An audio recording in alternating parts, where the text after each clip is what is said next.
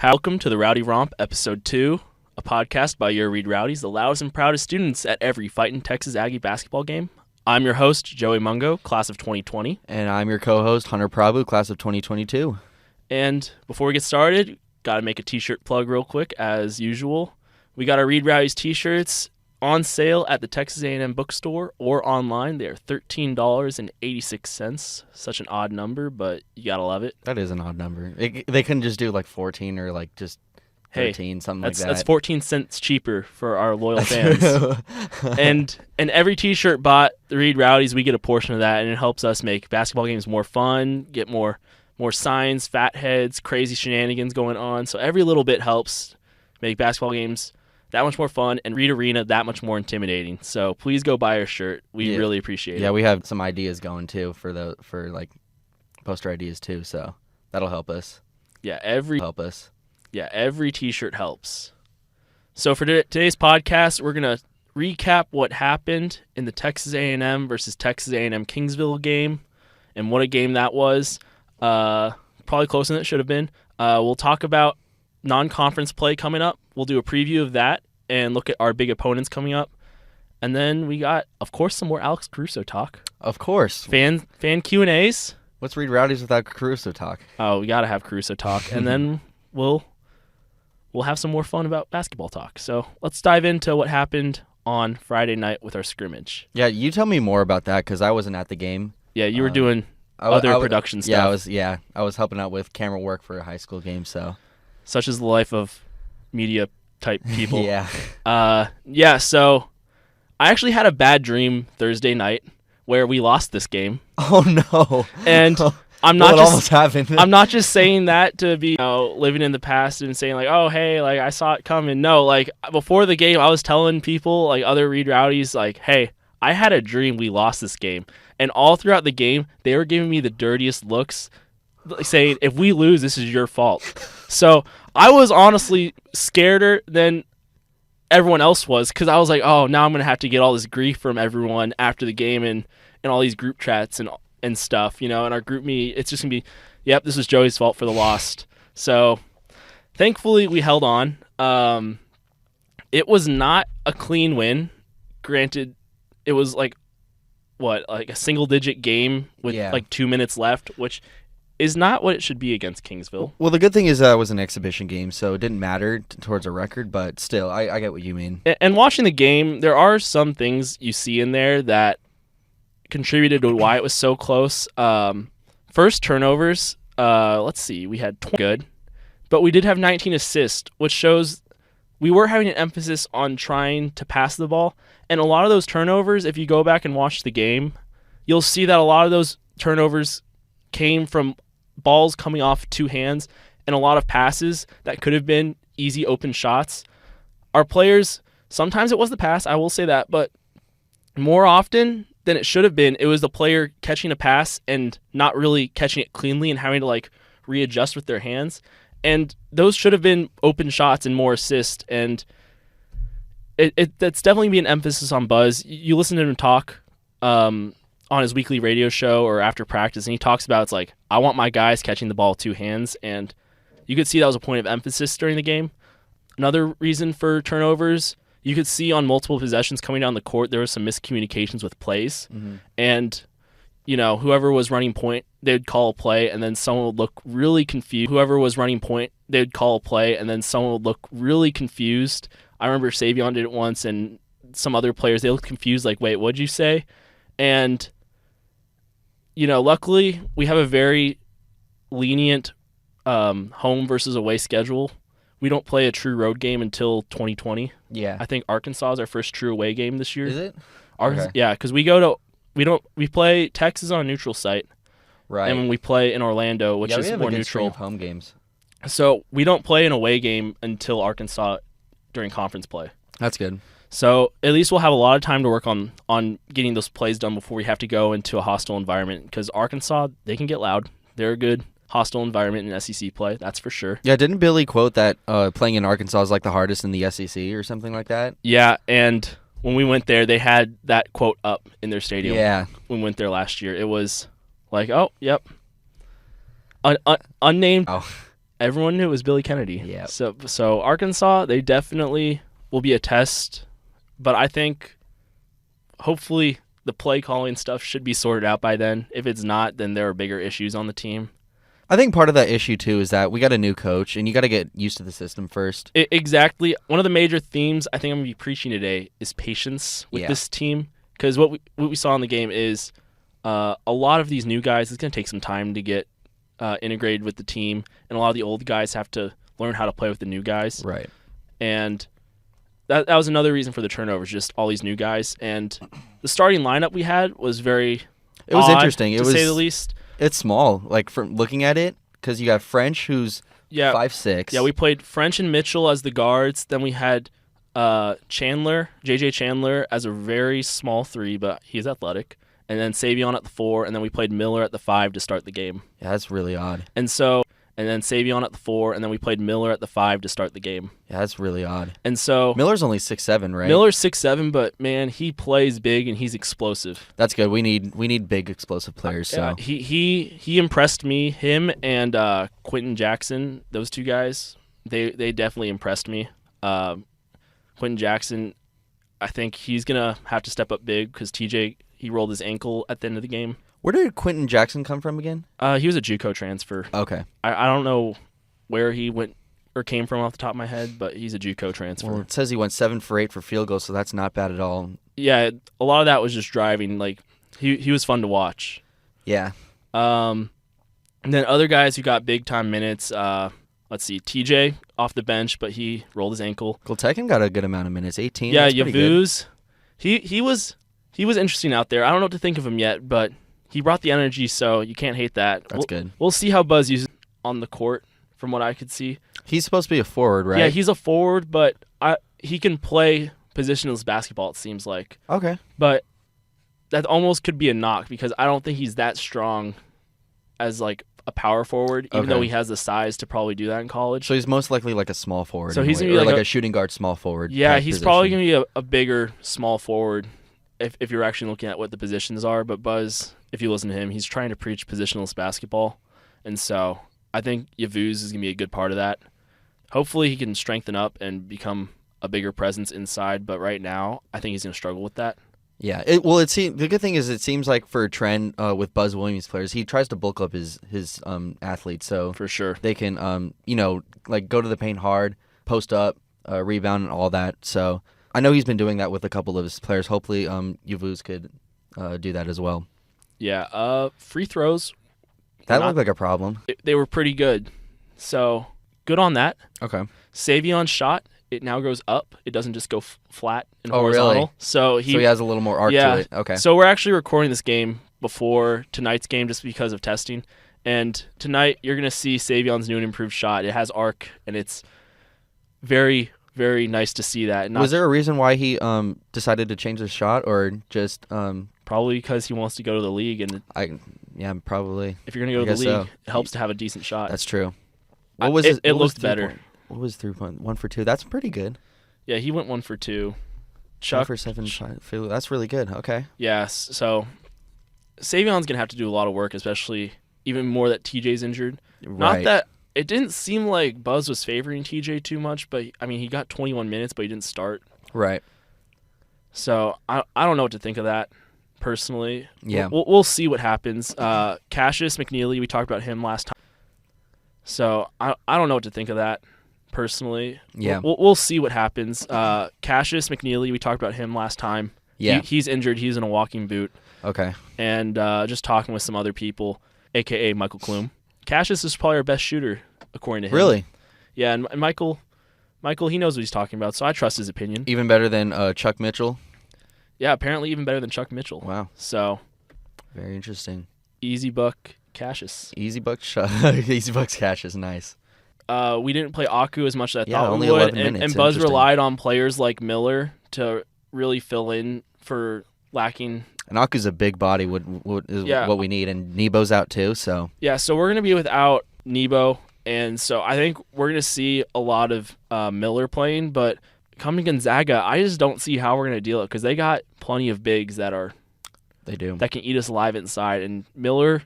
He looks big, and he looks with Jonathan Aku being our only like true center, I was really disappointed we didn't blow the game open so we get some of the bench bigs into the game just to see what they could do. And the exhibition game would have been a perfect time to see how they could perform on the floor. And I think because of how close the game was, we didn't see that. Yeah, it'll be interesting to see today and how we're going to deal with or how we're going to rotate today. Like, I don't know if it'll be Everett Vaughn or Luke McGee as one of the bench guys, but it would have been nice to see one of them on the floor just to see what they did. Because, I mean, we saw John Brown last year. No one thought we'd see John Brown. So it might be the same thing with, like, Everett just getting out there, getting some minutes at the end of the game. Or John Brown, I think, even started a game once last year. I could be wrong, but I want to say he did. I mean, it wasn't a big game, but he got significant minutes at one point when we had some injury issues with Nebo and Mecco. Mm-hmm. So I think with Nebo and Mecco. Mm-hmm. So I think there's our talk about the exhibition game against Texas A&M to Kingsville. Any final thoughts? No, I'm just trying to take everything because you had a better. You obviously were there, so you know a lot more than I do. But it's interesting. I saw the stats for the game. And it was interesting because they didn't look bad, and it looked like we were sharing the ball a lot, considering everyone was in that above, they're like that 15-point range. Mm-hmm. It looked like mostly our starters were like that, and a couple bench players. But I don't know. I'm just interested seeing today.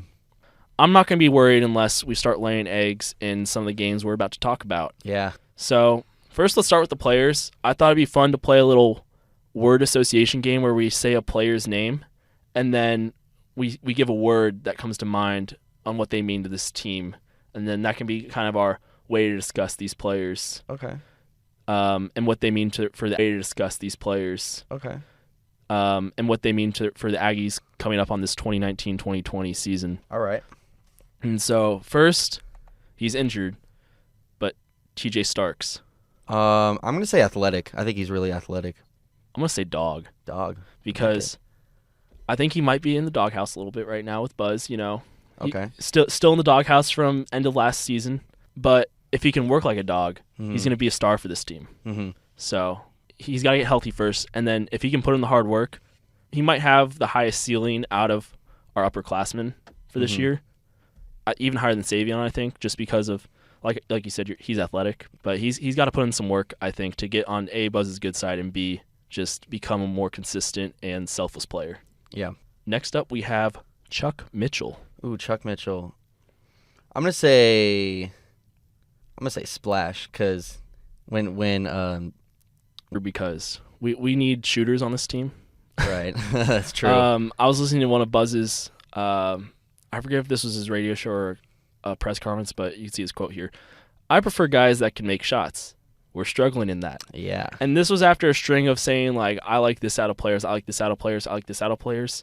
And then this was the only time he really criticized the team during that little string of comments where saying, like, we're struggling to make shots.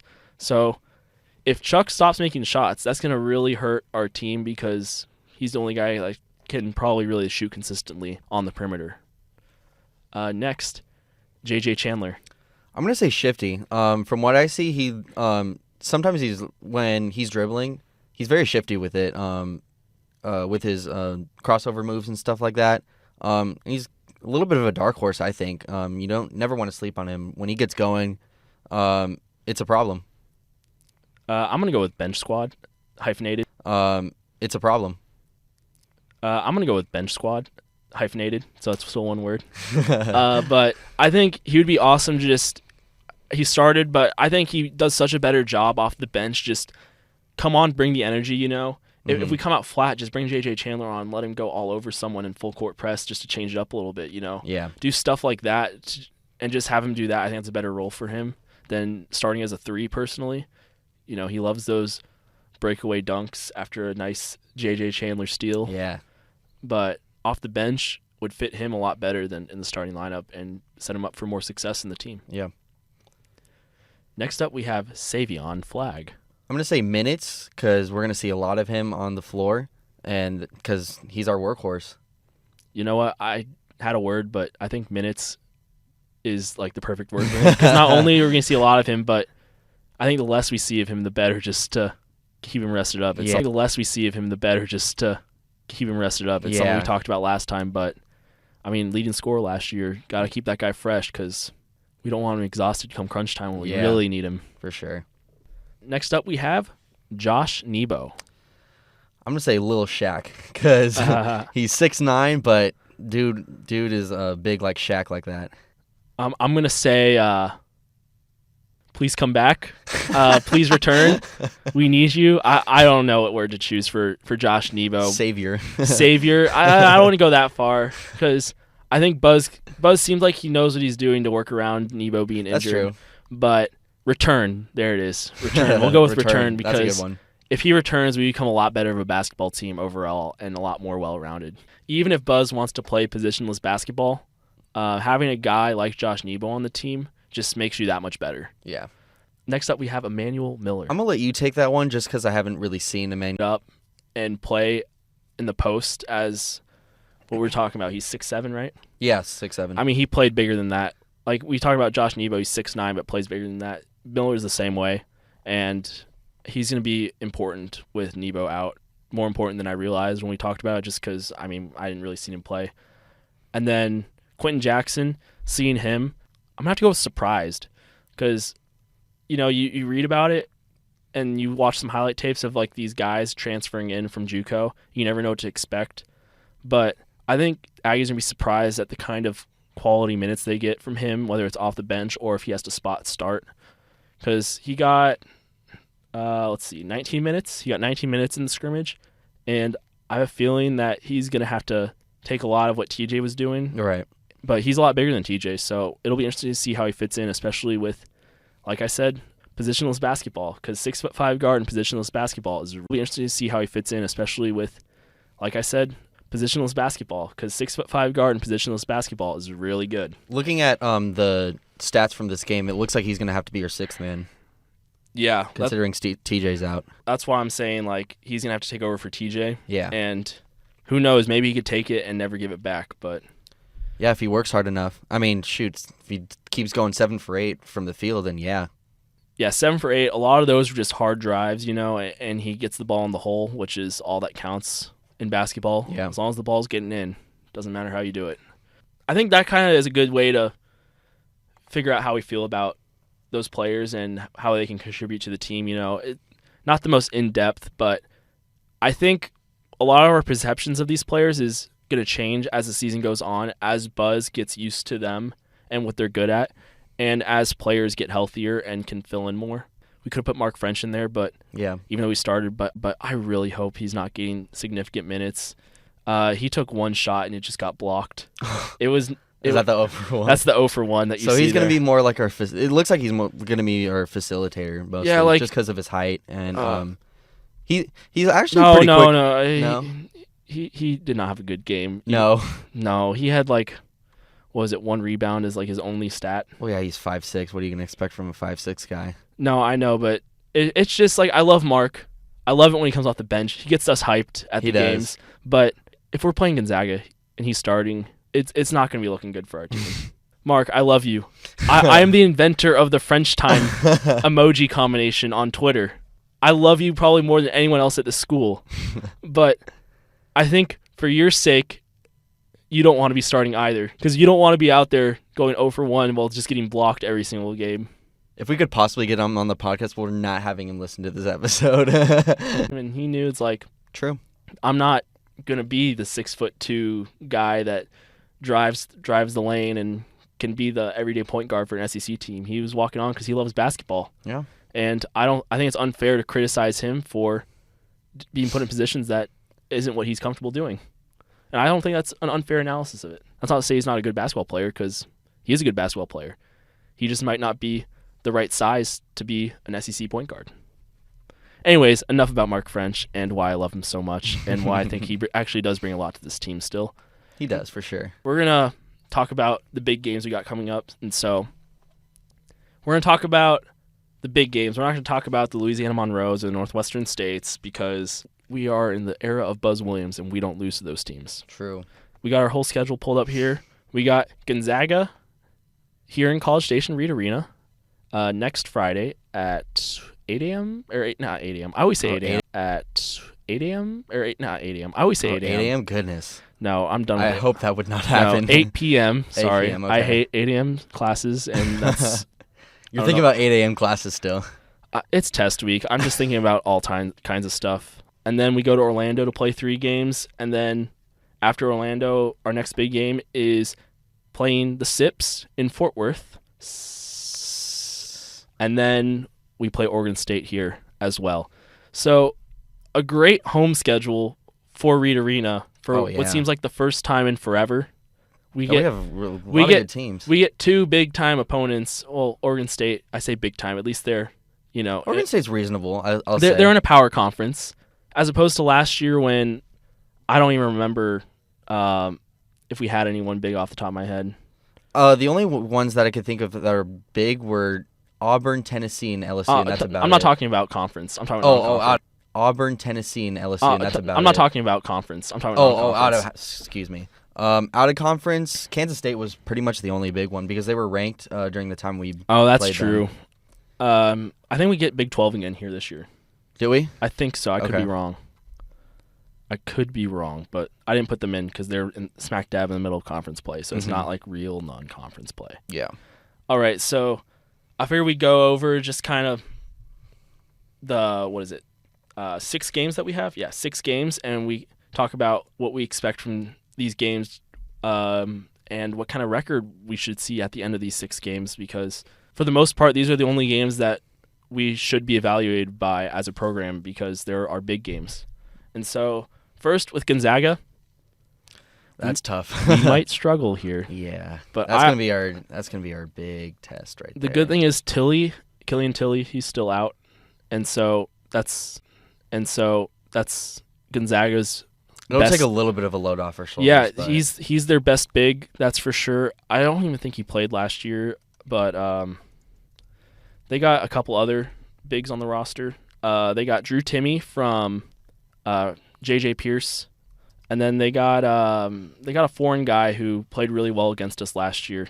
He just took up the paint and dominated us, and his name is Philip something that I can't pronounce because it's foreign.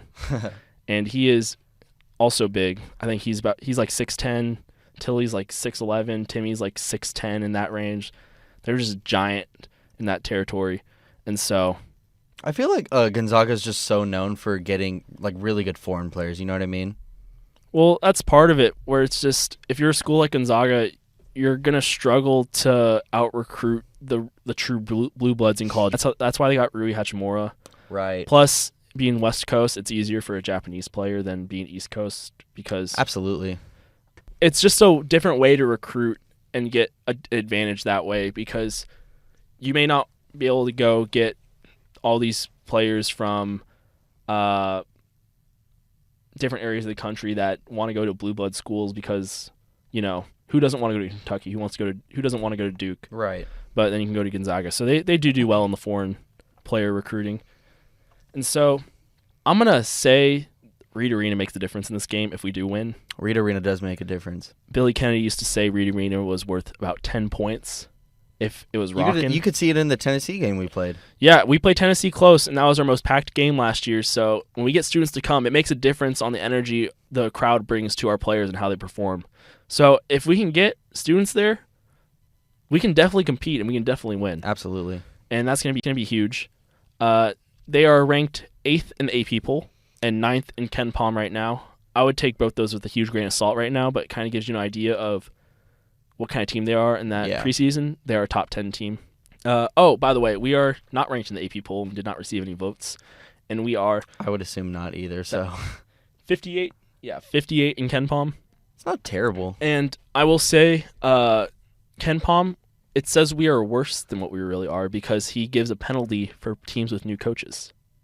We have Buzz Williams as our coach. We upgraded a coach. I know. But he does that because historically, teams that change coaches do end up performing worse than anticipated. Maybe we'll surprise some people. How about that, Ken Palm? I think we could surprise some people because we got a better coach right now, I think.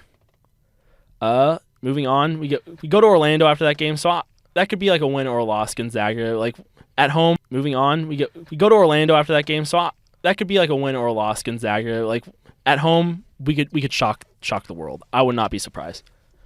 We play Harvard. This may surprise you, but in the AP poll, Harvard 32. I know the AP poll only has 25 slots, but when you look at the votes, they're 32nd by votes received. How does this make sense? They're 32nd in the AP poll and 75th in KenPom. Yeah, so they're 32nd in the AP poll and 75th in KenPom. I was really shocked by that. That's why I have both the rankings in there, so you can see like the disparity in value. That's just like an up in the air game. It looks like, because one ranking has them better than us, and then the other ranking has them worse than us. We should beat Harvard.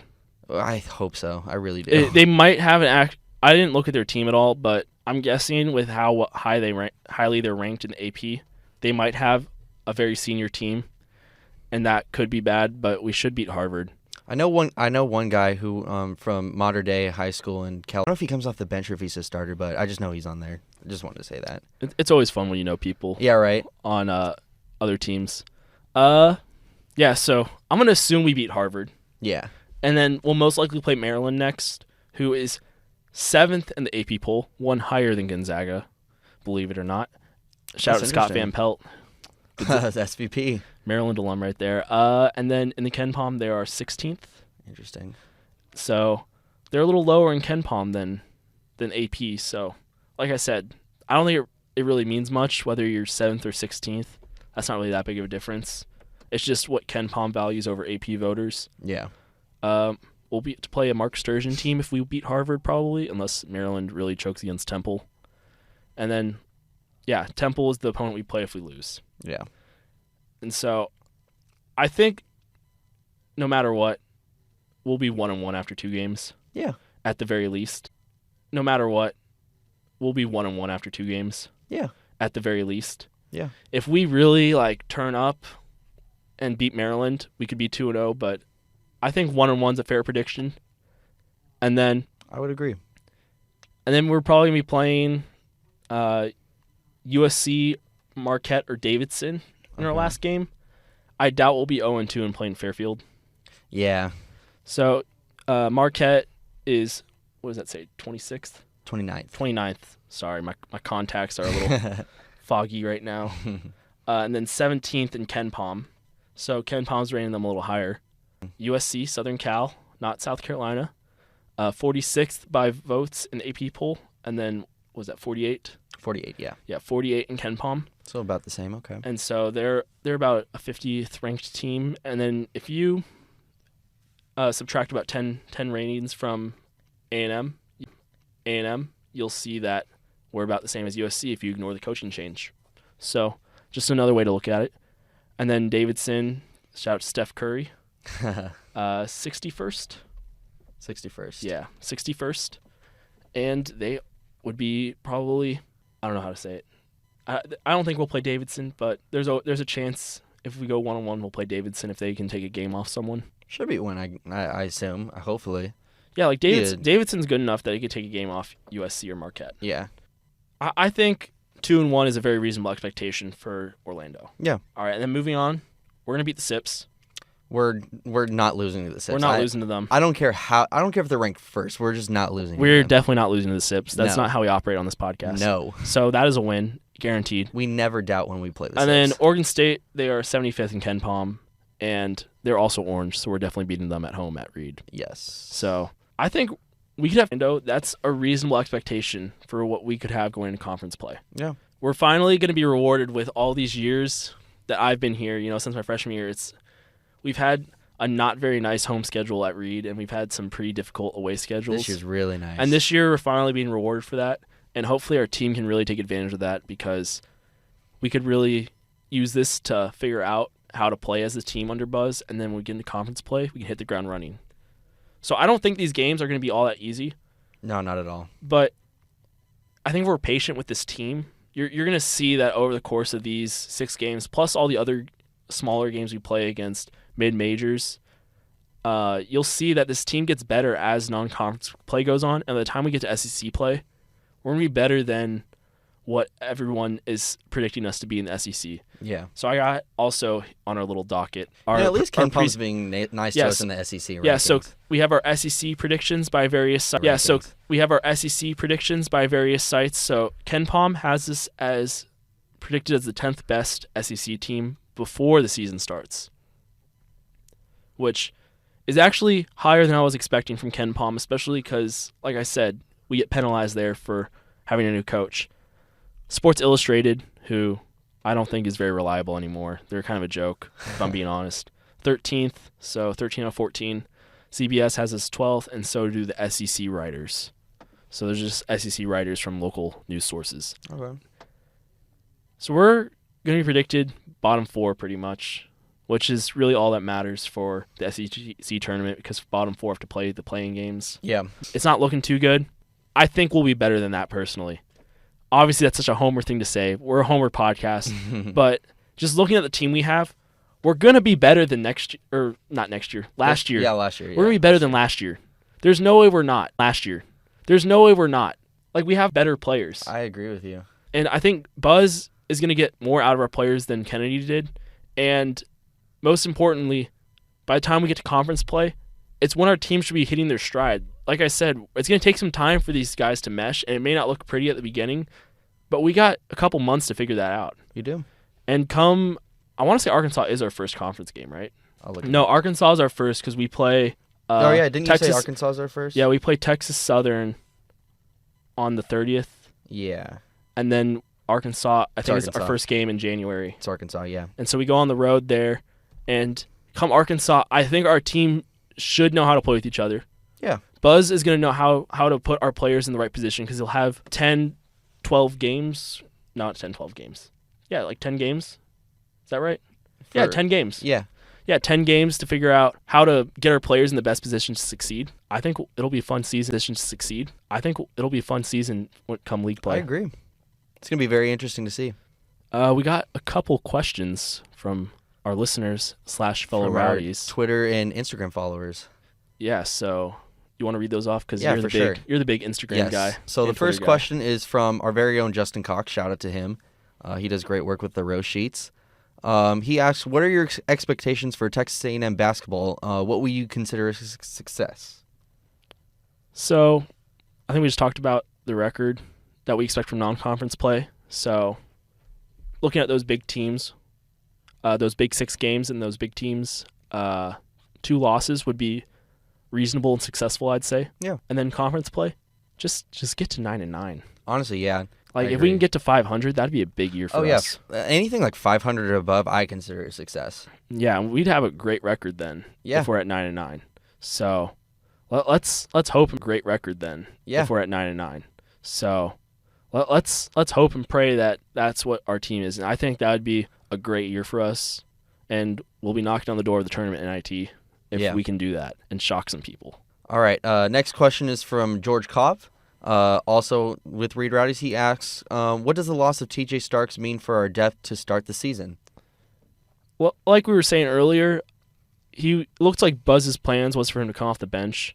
Quentin Jackson, I think he's going to be able to fill in and fill in that TJ role nicely, and hopefully he can perform as well, if not better than TJ.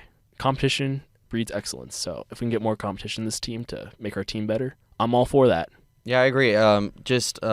Quentin Jackson stepping up his role, and I think we'll see a little bit more of Jonathan Aku for sure. But I think that'll help out with our depth problem, and maybe some of the guys who didn't play in the Kingsville game will also see some minutes for sure. You, Joey, and it's why is Mitch Trubisky bad? I know you answered him on Twitter a little bit, but we want the other listeners to know why he is so bad. Because he is. That's what I said on Twitter, and I'm sticking to it. You think we'll see improvement from him? I mean, when you're as bad as he is right now, there's only one way to go, and that's up. Okay. But he surprised me before, so. He has. He was good last year. I don't know what's happening to him. I'm a Bears fan, in case y'all didn't know. I kind of mentioned Chicago sports guy, but yeah, I'm a Bears fan. I get a lot of ribbing for that down in Texas, and I embrace it at this point. Were you at the women's game? I was. So the women's Maroon Madness game versus Little Rock was yesterday. The final score was 78-35. Kennedy Carter scored 16 points, 5 rebounds, and 6 assists, along with Sierra Johnson, who scored 24 points and 13 rebounds. It was more like a Shaq and Kobe type of thing that they had going on last night. Dominant win. Very impressive. Kennedy Carter's ranked 3rd in the country, according to ESPN, and we're ranked 6th, and A&M's women's team is ranked 6th in the country right now. So hopefully that'll take us far in the tournament. Yeah, I had a test last night, so that's my excuse for not being there. Yeah, it's going to be an exciting year for women's basketball. Top 10 team. Get to read and see something special happen. You'll be hard-pressed to find another player like Kennedy Carter come through this university. Yeah. She's one of a kind, honestly. She's incredible, one of a kind. She's going to go on and do great things in the WNBA. Absolutely. And she should be 3rd over. I think that everyone's saying she's supposed to go 3rd overall in the WNBA draft, so yeah, can't go wrong with that, honestly. Yeah, so go out to read and watch her while you can, because special things are happening. She's special to watch, honestly, for sure. Yeah, maybe she can get us another national championship. That'd be so nice. That would be. Moving on, Aggies in the league. I know I love this part because I love seeing our Aggies do stuff. Absolutely. In the league. It's so cool to see. Robert Williams, big news, got his 3rd-year option picked up by the Celtics. Attaboy Rob. And nice. seeing the Celtics fans on Twitter and other social media's reaction to that, it warms my heart because they were talking like, yeah, when we drafted him, he was a project, and we didn't know if he'd actually stick in the league, but the jump from year 1 to year 2, they're saying they love the jump he made, and it's looking up for Rob to stick in the league and having a good career, and I'm happy for him because he's an exciting player to watch, and he's an Aggie, and you just can't not love him. And then your guy, Alex, AC Fresh, Bald Mamba, Caruso. He's not shooting the ball a lot, but he makes like just these little plays that just gets everyone so hyped. He's just that hype man that you really need. He facilitates the ball with assisting. He plays fantastic defense. He always steals the ball. Just plays up front defense. Always puts pressure on. It's just always fun watching him. Just seeing him dunk, seeing him on Bleacher Report with every highlight that he has, every photo. Everyone loves his highlights. They always go viral. Oh yeah. He could sit down on the bench and that tweet would go viral probably. He could be seen eating a bowl of spaghetti in his home and it's gonna go viral. He doesn't start, which I guess makes sense for him. He got crunch time minutes against the Bulls yesterday. Yeah.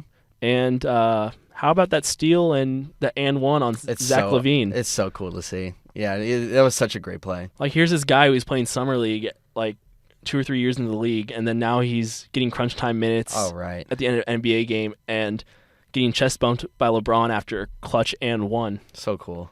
I mean, how can you not love Alex Caruso? It's so awesome. Even the T-Sips love Alex Caruso. They better love Alex Caruso. I don't know. I don't think there's anything else we really want to talk about. That's about it. Yeah. Upcoming games that we have Louisiana Monroe on the 11th, Monday. And then we have Gonzaga coming up on the 15th, a Friday. And we won't record a podcast before Louisiana Monroe. We'll record one before Gonzaga. Yeah, for sure. But what are your predictions for Louisiana Monroe? Let's do this nice and quick. It better be a blowout. That's my prediction. As long as it's more than 10 points of a win. Thank you for tuning in. Until next time, this has been Joey Mungo. And this has been Hunter Prabhu.